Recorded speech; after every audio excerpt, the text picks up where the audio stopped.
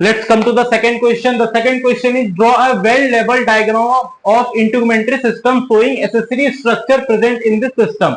अगर मैं integumentary system की बात करूं तो उसको हम skin को कहते हैं बेसिकली, ठीक है। और यहाँ पे ये स्किन का एक छोटा सा पोर्शन है जिसको कि थोड़ा सा एलेबरेट किया गया है। आप देख पा रहे हैं सबसे सबसे जो अपर लेयर है उसको बोलते हैं स्ट्रैटम कॉर्नियम, जो मिडिल लेयर है उसको बोलते हैं स्ट्रैटियम लुसिडियम, जो उसके नीचे थर्ड लेयर है उसको बोलते हैं स्ट्रैटम ग्रैनुलोसम, और उसके नीचे जो फोर्थ लेयर है उसको बोलते हैं स्ट्रैटम स्पाइनोसम, और जो सबसे आखिरी लेयर है उसको बोलते हैं स्ट्रैटम जर्मिनी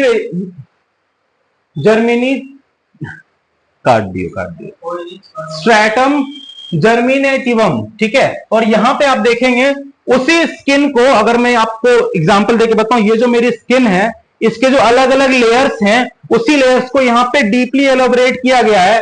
सबसे पहला देखेंगे आप हेयर शाफ्ट, मेरे हाथ पे जो स्किन है यहाँ पे जो हेयर्स हैं उसको एलोबरेट किया गया है कि यहाँ पे एक हेयर शाफ्ट आ रहा है, ठीक है। यहाँ पे सबसे अपर जो स्किन की लेयर होती है जिसको हम एपिडर्मिस कहते हैं, एपिडर्मिस है।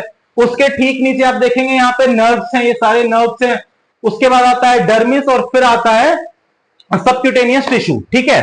अब यहाँ पे आता है, अगर आप हेयर देखेंगे तो हेयर के साथ एक हेयर मसल अटैच है, ठीक है। और यहाँ पे हेयर के जो एंड टर्मिनल पॉइंट है उसको हम हेयर फॉलिकल बोलते हैं, जहां से कि हेयर ग्रो करते हैं, बाहर आते हैं, ठीक है।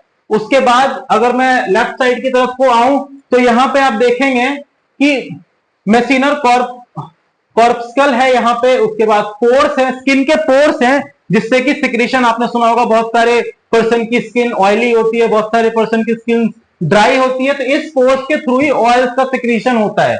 उसके बाद यहाँ पे आता है पेनिशियन कॉर्पस्कल, उसके बाद आता है एपोक्राइन स्वीट ग्लैंड, यहाँ पे है, यहाँ पे नर्व्स हैं, यहाँ पे ब्लड वेसल्स है। अब ब्लड वेसल्स और नर्व्स क्यों है? नर्व्स होते हैं स्किन को ट्रांसफर करने के लिए सिग्नल्स को, और ब्लड वेसल्स होता है स्किन को जिंदा रखने के लिए, क्योंकि ब्लड वेसल्स के थ्रू ही आपने पढ़ा होगा, आपने क्लास 9 में पढ़ा होगा, 10th में पढ़ा होगा, 11th 12th में पढ़ा होगा कि फूड का और न्यूट्रिएंट्स का सप्लाई होता है, ठीक है। Thank you.